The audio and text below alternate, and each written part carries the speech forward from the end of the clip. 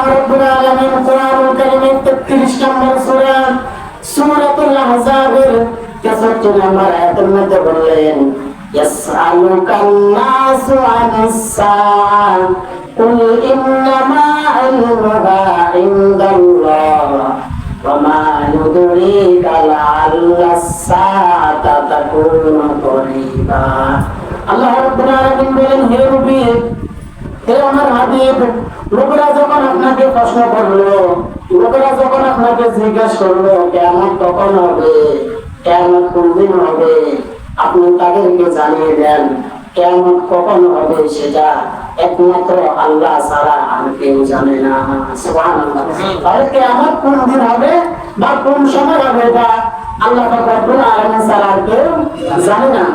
তবে কিয়ামতের আগে কি কি ঘটনা ঘটবে এবং কি কি ঘটনা ঘটে গিয়েছে এগুলো আমাদেরকে বিশ্বনবী মুহাম্মদ রাসূলুল্লাহ সাল্লাল্লাহু আলাইহি ওয়াসাল্লাম জানিয়েছেন।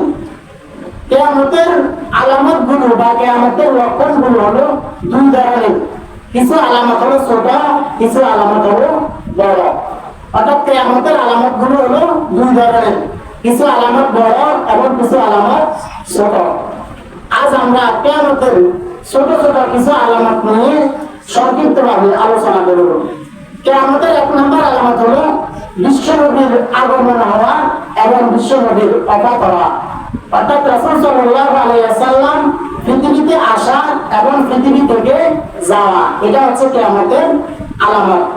বুখারী এবং মুসলিম শরীফের বর্ণনায় হাদিস এসেছে, বুইসতু আনা ওয়াস-সাআতু কাহাতাইন ওয়া তাম্মাস সাবাবাতি ওয়াল উসতা।